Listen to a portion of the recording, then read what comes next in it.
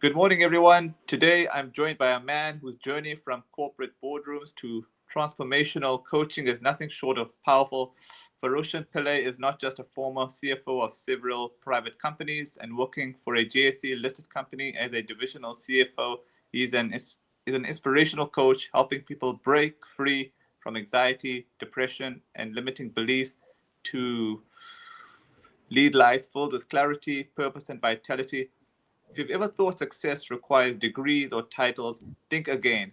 Varoshn's unique blend of executive insight and human centered coaching is here to show us what truly matters: the seven C's: commitment, collaboration, change, coherence, communication, competence, clarity.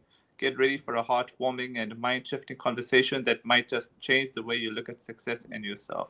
How are you, Varoshn? Thank you for that wonderful introduction. I'm very well, thank you. I'm good. And your side? I'm fantastic. Just getting used to, the ups and downs of Durban weather. Okay, cool. All right, let's start off with the leadership and executive wisdom side of things. Varoshn, you've held executive CFO roles. Oh, sorry, my apology. Before I actually get into that, can you tell me about the seven C's? So the seven C's comes from my own experience in life. Let me tell you a story. When I Uh-huh. started working at 19 years old, I used to pack nuts and bolts in a factory floor. He had the blue overalls. And as I was ambitious and I wanted to Uh-huh. grow, I wanted to progress in life. And every few years, I'd learn whatever is happening in the company, uh, move forward, get what can you say, your move forward in the job, get promoted, uh, become maybe the manager, then a senior executive, then ultimately a CFO, financial director. Uh-huh. But it took a long time to get that. It was a 10-year period. So from the age of 19 till about 31, I worked for one company, just one single company, and I had the opportunity to grow within that company. And I looked at my own life, my relationships, my work career, and I said, okay, these are basically seven steps that you're taking towards your growth, towards your prosperity, towards fulfilling your life in a better way. And if you follow these seven steps, your life can be more fulfilling. You can reach contentment. But it takes time to understand it, it takes time to learn it, and it's the experience of life that you're going to get out of it when you follow these seven C's. Wow. All right. So now getting to the leadership and executive wisdom side of things. Varoshn, you've held executive CFO roles in both private and public companies. How did those experiences shape your philosophy on leadership and success? It was very, it's a tough road. Sometimes you have self doubt. You don't know whether you're capable of being in these roles or positions. I wasn't very academic in school. And you think, oh, I need to get A's and B's and go to university, and then you a leader. If you have Uh-huh. this degree and this title, that means you can be the leader. Or even if you say, I want to be a financial manager, I want to be a CFO, Uh-huh. when you reach it, you're saying this defines me now in the position, in the title that you are a leader. And it doesn't work like that there, unfortunately. It's a skill, it's an ability, it's qualities that make up a leader, and you've got to learn whether these are within yourself. When I went for an interview at a JSE listed company, I went through three interview processes. The company was 7 billion rand turnover, had Wow. 3,400 employees, and I went into the boardroom for the group financial director, and I did my research before I went into the boardroom. And this gentleman had 25 years of partnership experience at Grant and Thornton. He was on the financial reporting and investigating panel of the Johannesburg Stock Exchange. And he was running a 7 billion rand portfolio or revenue company. And I wasn't intimidated to be in that boardroom, but I did the preparation and I went there and he looked at my CV and he just made a comment and he put it to the side, and we discussed life. We didn't even discuss my CV, And I don't have a MBA. I don't have a chartered accountancy degree.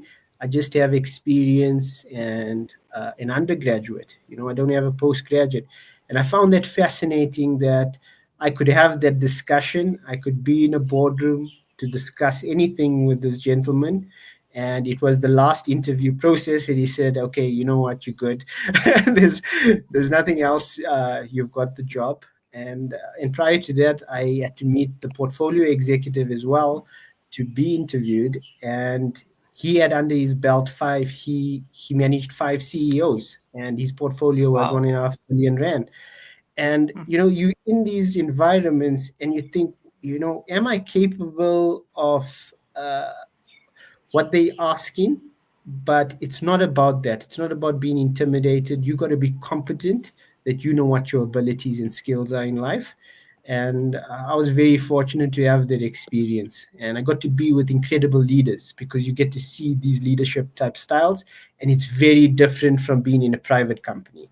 The amount of professionalism, excellence that drives a JSE listed company is very different to a 100 million rand, 200 million rand company. And I got to see that leadership growth and that leadership style. So that was phenomenal in knowing what leadership is. You teach that success isn't just about degrees, but about the seven C's: commitment, collaboration, change, coherence, communication, competence, clarity. Which of these do you find most overlooked in today's corporate world? I'd say the ability to commit. It's the first step. People want a career, they want a profession, and they're looking for money. Oh, I'm going to Hmm. earn this salary, and I need to get to that. So they're committing to the money. They're not Hmm. committing to the learning and committing to the growth and how they need to move towards that direction. So I call it foundational intention, commitment. It's, you got to have your foundation, your intention. You got to know where you're going, what you're doing it for. And it shouldn't be tangible things like I'm doing it for a car, a house, a title. Those things don't work in life. You're going to keep on getting bogged down, and you keep on, even when you're 35, 40 years old. I notice people are still asking what they need to do in life, where they need to go. And it's the commitment. You haven't gone back to the first step. Hmm. All right. What's your approach when coaching leaders who are stuck in self doubt despite having impressive resumes or titles? That's an internal thing where you got to know your authenticity, your value. When I was coached in the starting, my value was, I used to think I'm not worth much. I actually lost 20 kilos. So, Wow. and it's a huge shift from where you was to where you are, in terms of your physical health, your physical vitality, and even your mindset. I committed to going to the gym every day for about 6 days a week, and I did it for 7 months. And I said, Wow. oh, okay, you gotta be committed in that way. You gotta know where you're going, and leaders don't know yet. And I noticed that it's this projection in terms of your growth as a title, growth as a position, and it's not an internal worth, internal value that you're looking at, because it's to express yourself outwardly for comparison, or to say, oh, I'm this. For other people to recognize, not for yourself to recognize. So your first self-worth, your value, needs to be known by yourself, and you got to know how to do that there. So that's why I teach steps, teach them different techniques and tools in terms of understanding that. All right. Get into the life enhancement and mental vitality. How do you guide individuals struggling with anxiety, depression, or burnout to reconnect with purpose and vitality in their lives? You have to look at those words, and anxiety is usually that you're in the future, and you're Hmm. thinking of the future, and you're trying to get there very quickly without knowing what you need to do. And just slow down. Do you have a plan of action? Do you know what you want to do, how you want to get there? And you can get very stressed out, anxious when you're in deadline environments, project environments. And it's not about that. It's just focusing, concentrating, seeing what is required, and then plotting the steps and the goals to get there. It's small steps, it's small increments. It's not the large thing that you're anxious, you're going to be there tomorrow. And it doesn't happen tomorrow. So anxiousness is you thinking of the future, and you want to be in the future when you're not present enough to understand now. Burnout is when you stressed out and you're thinking, you're not handling your mind correctly. Mm. Burnout is that it's you stressed, you're burning out your mental and your Mhm. physical and your emotional core, and Mhm. you don't know how to handle these three dimensions within yourself, and that's why you're getting burnt out. You're listening to other people, you not understanding how to get there, and you Mhm. just working. I'm working from 7 o'clock to 7 o'clock at night, and that's how I'm going to be successful.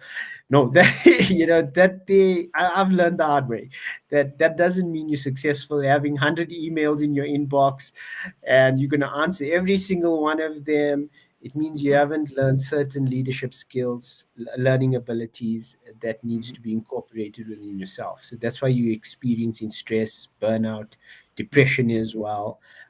You need to look at yourself, look at these three dimensions of physical, mental, and emotional.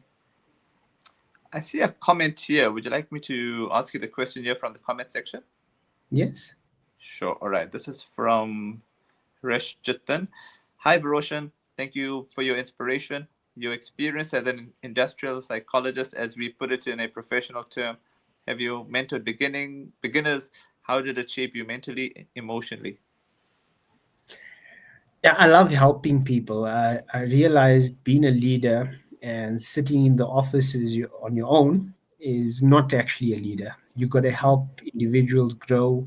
And I loved when I was in office environments as well that people came to you, they want to learn, they want to grow, they want to progress, and they're asking you the steps.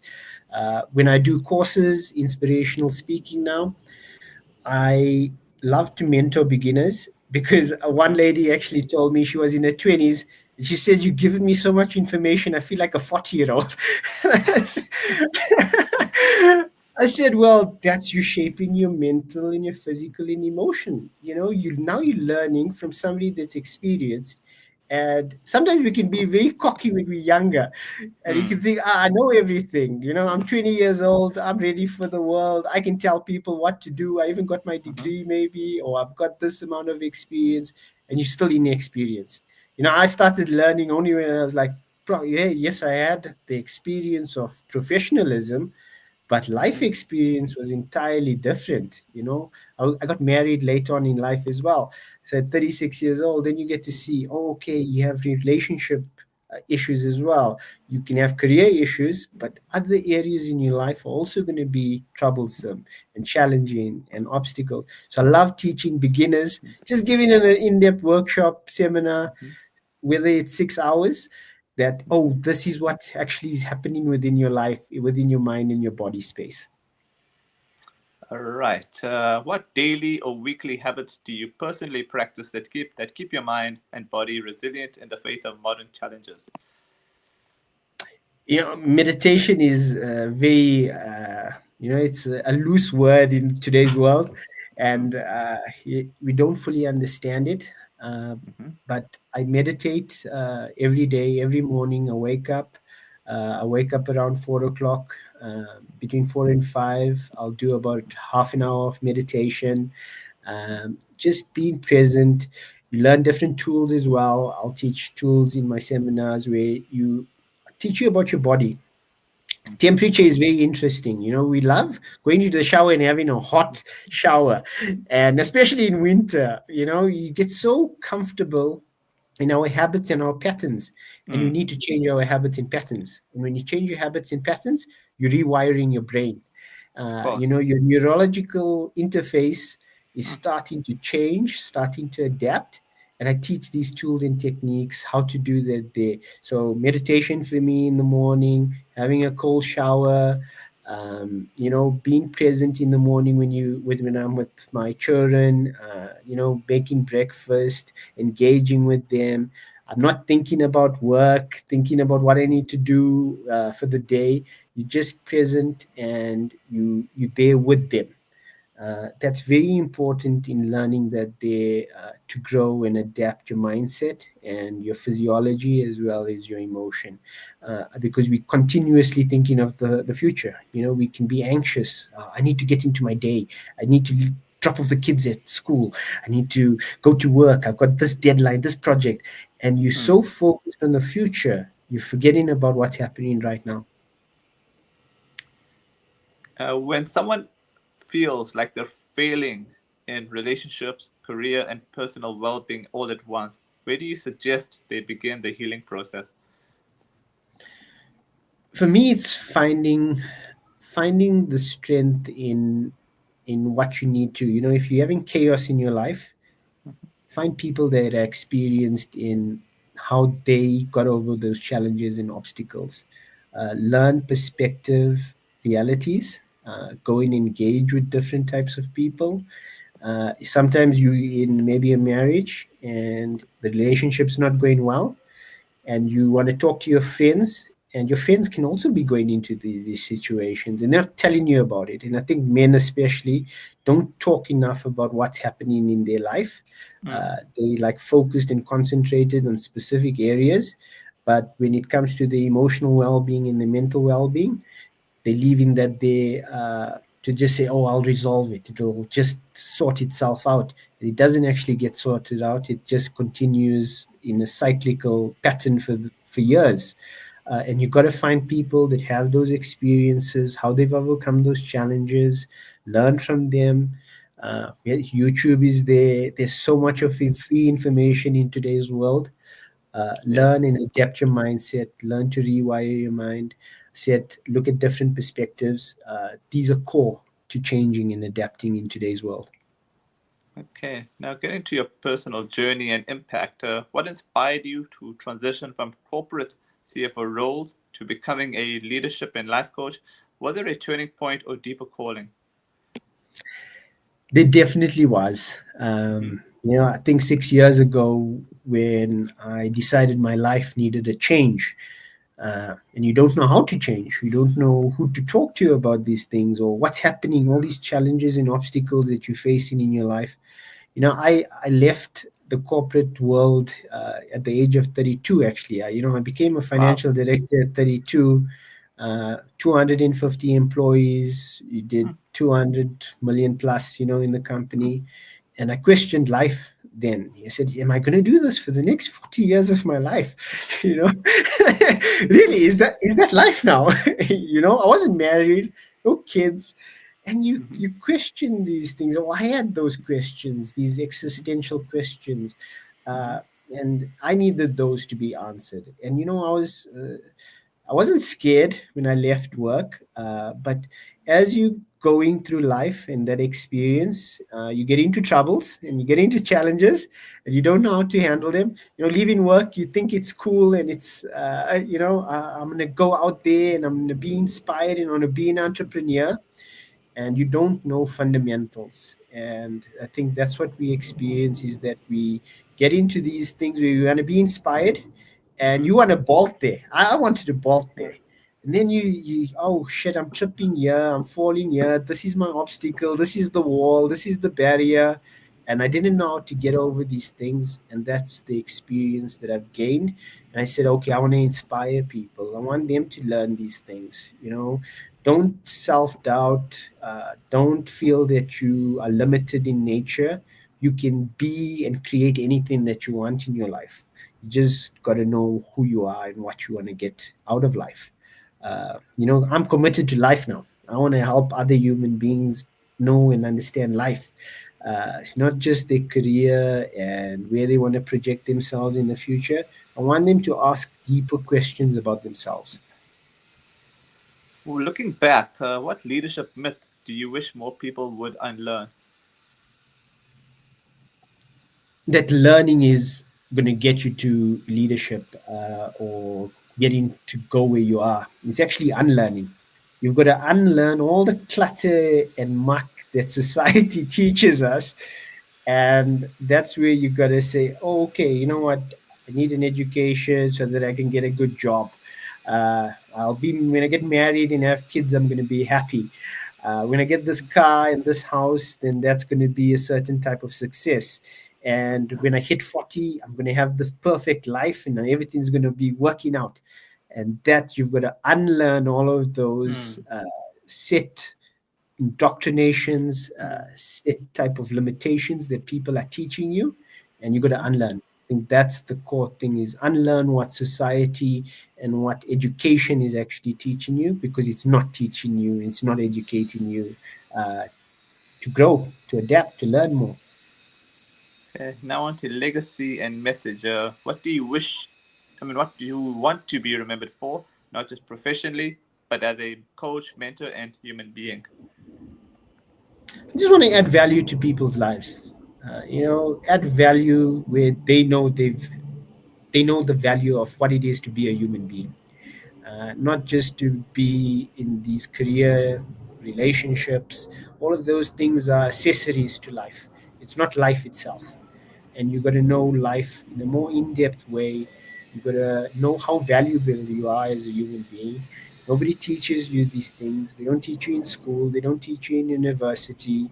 You've got to tread and go through these challenges and obstacles, and sometimes that doesn't even teach you. So just for me to have a conversation with somebody, be an inspirational speaker, just so that you can find ways to see, oh, life is different, it's dynamic, it's beautiful, it's incredibly unique. You are a unique human being, and you got to express Mm-hmm. that, and you got to find your bliss, as Joseph Campbell says. You got to find your bliss in life.